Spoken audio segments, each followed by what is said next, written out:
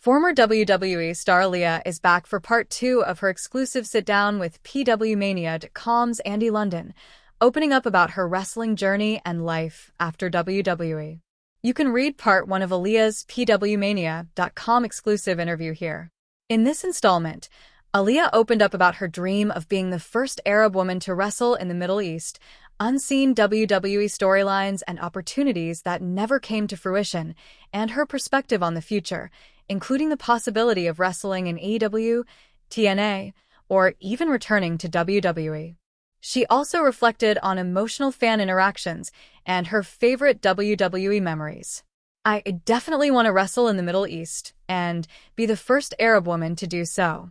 Wrestling in Saudi Arabia has always been a dream. And I hear that's where Royal Rumble is going to be there next. What a time to be alive, am I right? Can you imagine the reaction? That will wake him up.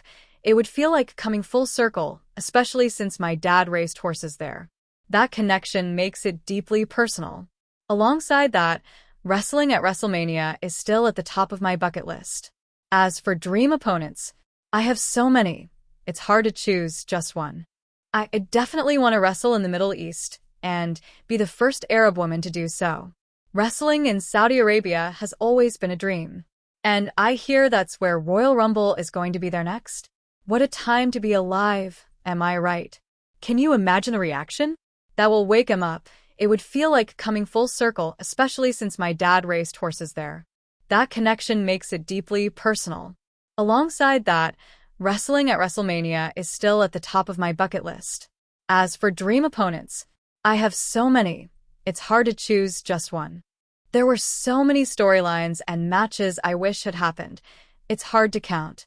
Often, ideas would be pitched or even partially approved, but the final decision always came down to someone else. Early on, I realized there were invisible parameters around what my character could and couldn't do. Sometimes I'd be given a pay-per-view spot, and it wouldn't get announced.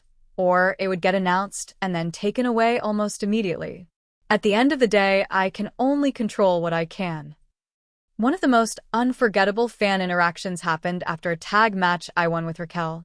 I believe there is a video on Twitter still up. As I was walking backstage, a young fan called out to me for a selfie. When I approached her, she told me how happy she was that I was bringing her culture and representation onto the main stage. That moment really stuck with me. It reminded me that wrestling is about more than just matches. It's about making people feel seen. And I believe that's what's truly missing these days. Question looking back, what's your absolute favorite WWE moment, either on screen or backstage? I would have to say my debut on SmackDown. That moment was incredibly special. I left feeling truly enlightened. After years of hard work, dealing with all the noise and navigating so many factors, the reaction I received at the end of the match felt like a testament to everything I had put in. Enlightened is the word I'd use to describe that night. Oh yes, the million-dollar question. I bring a lot of experience and versatility to the table.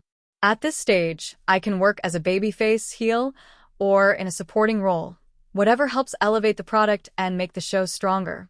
I know how to make other performers look good in the ring, engage the audience, and contribute to the product in a way that drives excitement and revenue. My goal is simple: to add value wherever I'm needed and help the roster shine at every level.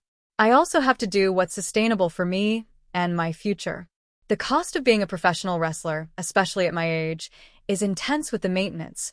Health insurance, gym, chiropractor, massage, personal trainer, house, food, electricity, supplements, gear, hair, clothes, makeup, hotels, immigration lawyer, accountant, PR rep, rental cars. Even the dog sitters. I live alone, so the bills really add up. To perform at my best, it has to be the right offer. I believe I can be an asset at all 3 of the major wrestling promotions, whether it's WWE, NXT, AEW, or even TNA. You can read part 1 of Aaliyah's PWMania.com exclusive interview here. Fans can follow Aaliyah on Instagram at @Noof_Alaribi and X, Twitter, @Noofal_Aribi for updates on her next moves.